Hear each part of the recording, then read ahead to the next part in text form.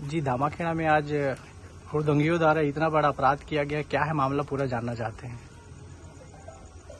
आज का दिन बहुत दुर्भाग्य का दिन है। कबीर आश्रम को दामाखेड़ा ग्राम में स्थापित हुए 120 बरस हो गए। 120 वर्षों में कभी ऐसा नहीं हुआ जो आज हुआ।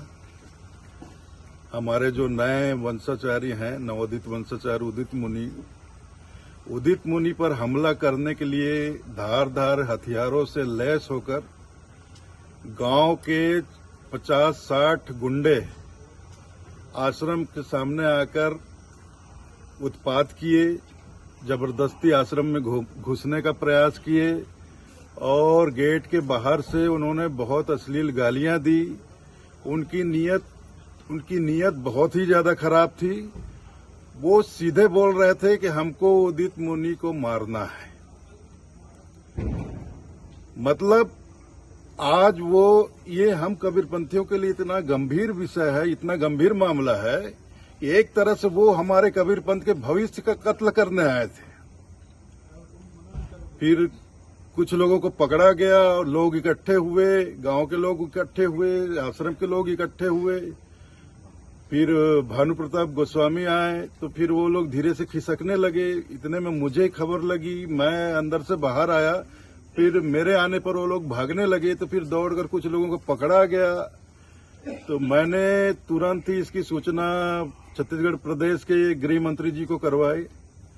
गृह मंत्री जी ने हमारे एसपी साहब, आईजी साहब, कलेक्टर साहब सबको खबर दिया और दामाखेड़ा तुरंत पहुंचने का निर्देश दिया। और गृह मंत्री जी खुद अभी चलकर आए, उन्होंने पूरी जानकारी ली प्रशासन से।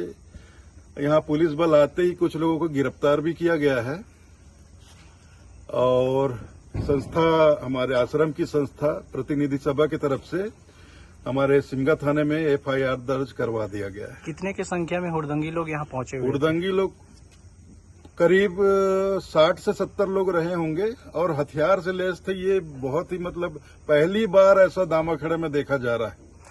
कहा जा रहा है कि पुरानी रंजिश जो सरपंच है उनके द्वारा ये सब कराया गया ये है। इसमें ज्यादा लोग जो वर्तमान में सरपंच है, लेडीज सरपंच, उसका हस्बैंड है, उस सरपंच के परिवार के ही लोग थे। क्योंकि ये लोग 2020 में मेरे नाम से और कबीर आश्रम के नाम से 10 लाख रुपए संस्कृति विभाग से लेकर के उसको गबन करके खा गए थे। इसकी जानकारी होने पर हमने इसकी शिकायत थाने में कर दी थी और ये सब फरार फिर रहे थे।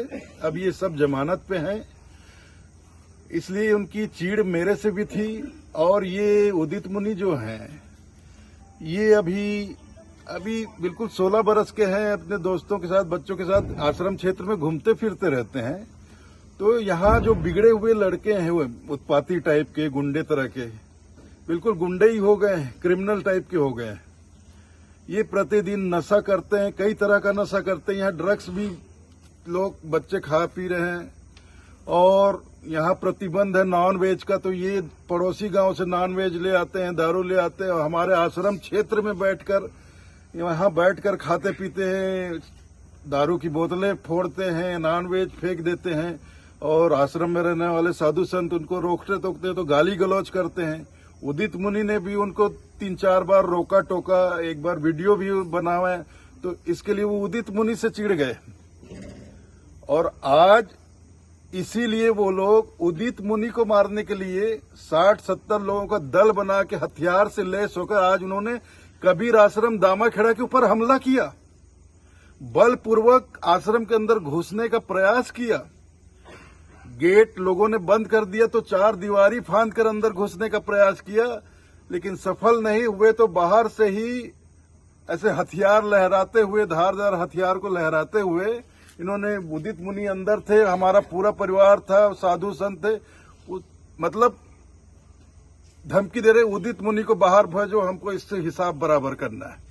गृह मंत्री जी आए हुए थे, क्या आश्वासन दिए और क्या बोले? गृह मंत्री जी ने जितने भी अधिकारी हैं हमारे जिला में, पुलिस के बड़े से बड़े अधिकारी, सबको निर्देश दिया है कि इस घटना के ऊपर कड़ी से कड़ी कार्रवाई करें और जितने भी दोषी हैं सबको अरेस्ट करें और इस घटना को साधारण में न ले, मामूली वाद विवाद की घटना नहीं है। ये बहुत गंभीर मामला है। ये एक पंथ से संबंधित मामला है। अगर कबीरपंथियों को पता चला कि उनके भावी वंशाचार्य के ऊपर हमला करने लोग आए थे, एक तरह से उनको जान से मारने के लिए आए थे। ये वास्तव में वाद विवाद, छोटी मोटी वाद विवाद की बात नहीं है। उनका इरादा ही यही था। वो आज उदित मुनि को मारने के लिए आए थे हथियार लेकर। और ये पहली बार ऐसा हुआ है कि कबीर आश्रम के ऊपर 60-70 लोगों ने दल बनाकर हथियार से लैस होकर यहाँ हमला किया है और जबरदस्ती घुसने का प्रयास किया है।